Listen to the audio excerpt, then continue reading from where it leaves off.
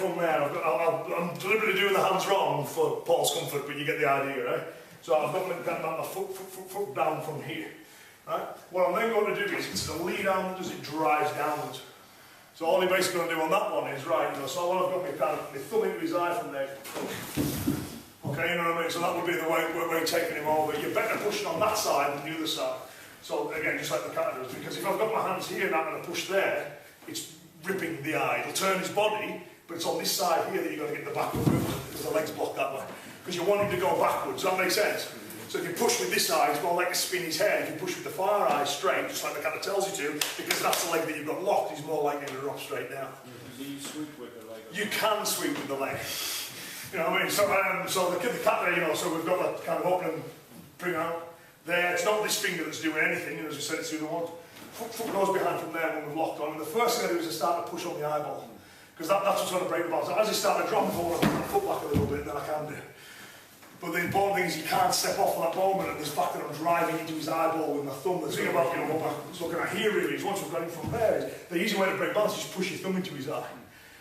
Right? So for example, if Judy was doing it with me, she probably wouldn't be able to pull me so hard, it would turn me. But if you stuck your thumb in my eye, I'm going to move. You know what I mean? So same thing again, stay eyes into there, through from behind, don't rip with this one, that one, push. Okay, because that's the one that's going to take him over from there. So okay with that, and if it doesn't drop, the kata's got an answer for that with the next motion.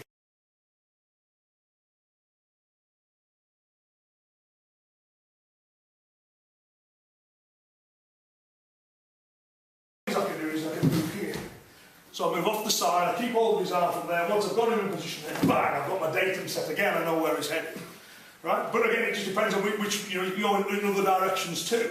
So for example, let's say he's starting to kind of push towards me in this direction, you know, I might decide, you know what, I'm going to go this side.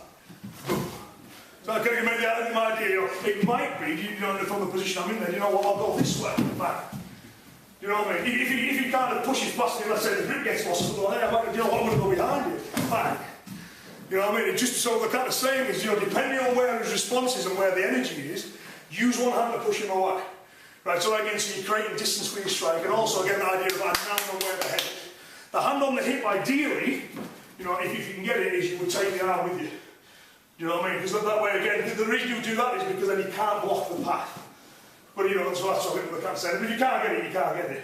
You know, you don't want to get your hand there and think, where's that hand? There it is. You know what I mean? Because if I haven't got it, I'll just hit anyway. And if he blocks it and the arm comes up, then we've got 101 ways to strip that. So it's okay if you've got it on. You know what I mean? I've tried to take him down, he doesn't work. So I moved off the side and I pushed the head. If you can get the arm, great, because it means that you can't cover and block, okay? If you can't, don't worry about it. The important thing is that you get your shot for the head. Yeah, the palm on the head is the key thing. Because, well, I mean, just two things. One is that means that if he moves anywhere, I know it's, because as we talked about yesterday, if I have to look at it and he moves, I'll see it. If I've got my hand on it, I know instantly. You know, if I'm looking at it, it's always moved, and my brain has to process that. If I'm there and Paul moves, I'll feel it straight away. The other thing is brace this, because that means if he tries to throw a shot at me with his back hand, away you go. Yeah, he can't, because he can't turn. He's got to do this. Okay, that's the best shot you can throw, because he can't turn his body into it. Is everyone okay with that? So it gives you your kind of your safety for that split second before you then go, okay, you know what, bang. Now we're releasing knockout. Is everyone okay with that? So it doesn't need to be, it's not impact as such, but it's what I call closing the gate. Do you know what I mean? It just means nothing can come through.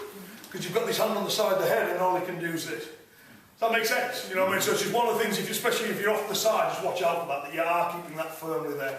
So one, you know where his head is, and two, you're stopping from turning. Okay, one more go.